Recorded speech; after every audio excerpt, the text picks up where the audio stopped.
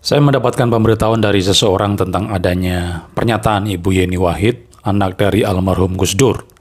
Saat itu Yeni Wahid menemani Pak Ganjar Pranowo paslon nomor 3 mengunjungi Persekutuan Gereja-Gereja di Indonesia, PGI, pada hari Senin 22 Januari 2024. Yeni Wahid berkata seperti ini, "Teman-teman Kristiani memang harus mendukung Pak Ganjar, karena Pak Ganjar itu dulu adalah Gubernur Jawa Tengah. Yesus itu adalah Roh Kudus dan Kudus adanya di Jawa Tengah." Saudara bisa melihat pernyataan daripada Yeni Wahid ini di berbagai media cetak elektronik seperti di liputan6.com dan sebagainya, dan ini adalah videonya. Saya mau Pak Ganjar, ini jadi teman-teman Kristiani memang harus mendukung Pak Ganjar, karena Pak Ganjar dulu adalah Gubernur Jawa Tengah. Nah, Yesus itu adalah Roh Kudus, dan Kudus adanya di Jawa Tengah. Nah, Yesus itu adalah Roh Kudus, dan Kudus adanya di Jawa Tengah. Nah, pernyataan Yeni Wahid memang dianggap sebagai kelakar atau guyonan. Tapi saya menilai itu guyonan yang tidak pada tempatnya, tidak pantas, dan tidak semestinya disampaikan oleh seorang Yeni Wahid yang notabene adalah anak dari Presiden keempat Indonesia, seorang tokoh atau bapak pluralisme. Gus Dur itu dikenal sebagai sosok yang selalu mengajarkan dan memberi contoh sikap yang menjunjung tinggi keadilan dan menghargai kemajemukan tanpa membedakan agama, suku, ras, bahasa, dan asal-usul. Gus Dur, ayah daripada Yeni Wahid, itu getol mengangkat tema toleransi dan mengumandangkan bahwa Indonesia adalah milik seluruh elemen masyarakat tanpa pandang bulu. Ada begitu banyak bukti-bukti bahwa Gus Dur adalah seorang tokoh yang menghargai keyakinan orang lain.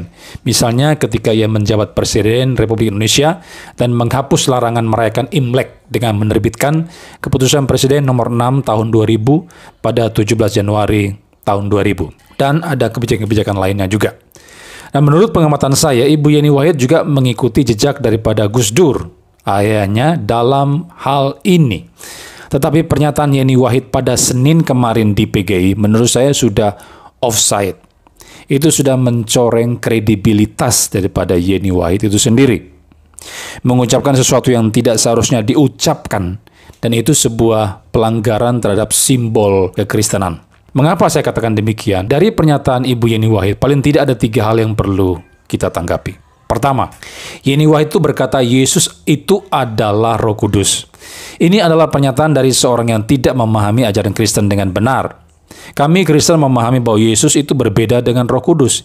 Yesus adalah inkarnasi daripada Logos, inkarnasi daripada Sang Firman. Yohanes 1 ayat 14. Sedangkan Roh Kudus itu adalah pribadi yang berbeda dengan Yesus.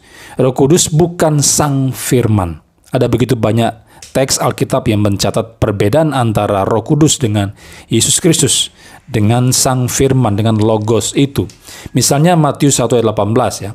Kelahiran Yesus Kristus adalah seperti berikut. Pada waktu Maria ibunya bertunangan dengan Yusuf, ternyata ia mengandung dari Roh Kudus sebelum mereka hidup sebagai suami istri. Kemudian ayat yang ke-20, Matius pasal 1. Tetapi ketika ia mempertimbangkan maksud itu, malaikat Tuhan nampak kepadanya dalam mimpi dan berkata, "Yusuf anak Daud, janganlah engkau takut mengambil Maria sebagai istrimu, sebab anak yang di dalam kandungannya adalah dari Roh Kudus." Kalau saudara perhatikan, saudara cermati, teksnya itu tidak mengatakan Maria mengandung Roh Kudus, tetapi mengandung dari Roh Kudus. Juga tidak dikatakan anak yang di dalam kandungannya adalah Roh Kudus, tapi anak yang di dalam kandungannya adalah dari Roh Kudus. Maksudnya bahwa Maria bisa mengandung itu karena kuasa daripada Roh Kudus. Karena perbuatan daripada Roh Kudus. Roh Kudus adalah penyebab kelahiran daripada Yesus. Maka anak yang ada di dalam kandungan Maria adalah berbeda dengan Roh Kudus. Yesus tidak sama dengan Roh Kudus.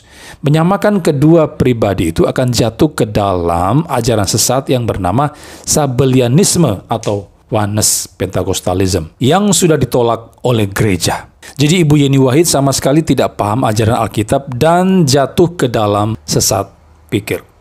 Yang kedua, Roh Kudus dan Kudus yang ada di Jawa Tengah sama sekali tidak ada kaitannya. Roh Kudus yang diimani orang Kristen adalah salah satu pribadi Allah dalam Trinitas.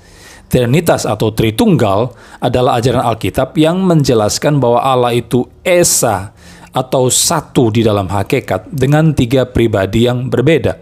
Bapa, Anak atau Yesus Kristus, dan Roh Kudus. Walau berbeda, tidak ada yang lebih superior antara satu dengan yang lainnya. Tidak ada yang lebih tinggi atau lebih rendah antara satu dengan yang lainnya. Ketiganya setara, sederajat, sehakikat.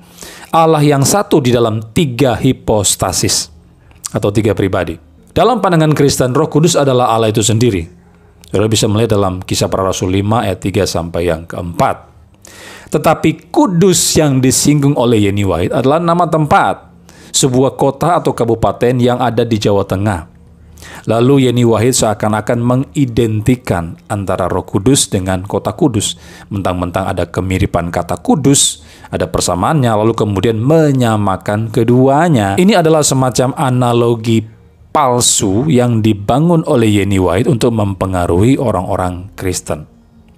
Poin yang ketiga, dengan mengatakan bahwa Yesus itu adalah Roh Kudus dan Kudus adanya di Jawa Tengah, akan menimbulkan berbagai implikasi yang negatif bahkan fatal. Misalnya, bahwa Roh Kudus itu ternyata hanya ada di Jawa Tengah.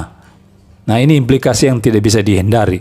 Sementara bagi orang Kristen, Roh Kudus adalah Allah itu sendiri, dan tentu saja sebagai Allah, Dia Maha Ada atau Maha Hadir.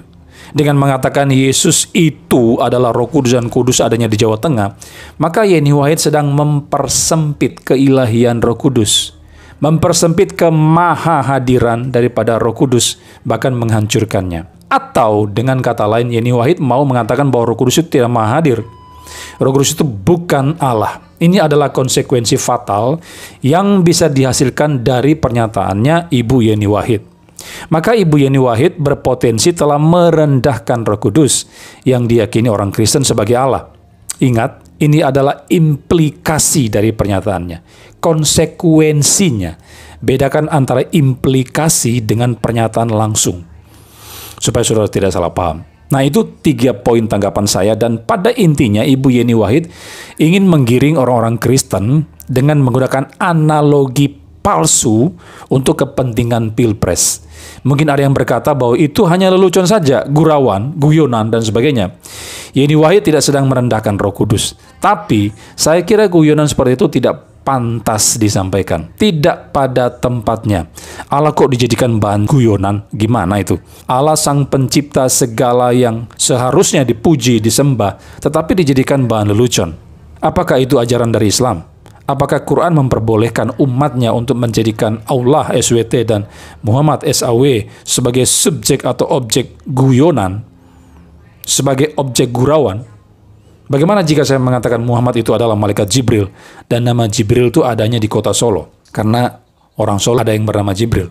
Maka orang-orang Islam seharusnya pilih Prabowo Gibran. Apakah bisa diterima? Ini kan akan menimbulkan sejumlah implikasi yang tidak baik. Bisa saja ada yang memahami bahwa ternyata Muhammad itu menerima wahyunya di kota Solo, bukan di Gua Hira.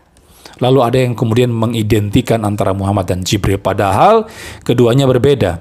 Apakah orang Islam bisa menerima hal ini? Apakah Yeni Wahid bisa menerimanya? Yeni Wahid sebetulnya tidak paham Alkitab seperti yang saya buktikan tadi, tetapi atas nama ketidakpahamannya itu, dia kemudian berkelakar tentang Allahnya orang Kristen yang sangat dihormati. Atas nama ketidakpahamannya itu, dia kemudian menarik Allahnya orang Kristen untuk dijadikan bahan guyonan atau candaan. Saya kira ini sebuah sikap yang tidak terpuji. Tidak seharusnya seorang Yeni Wahid yang dikenal begitu menghormati keberagaman keyakinan dan agama, tapi kemudian menggunakan simbol-simbol agama, simbol-simbol kekristenan hanya untuk kepentingan sekelompok orang, hanya untuk kepentingan pilpres di 2024. Hargailah keyakinan orang lain, hormatilah imannya orang lain. Kalau mau berkelakar, boleh, tidak masalah. Tapi gunakan cara yang benar, bukannya menyinggung kepercayaannya orang lain.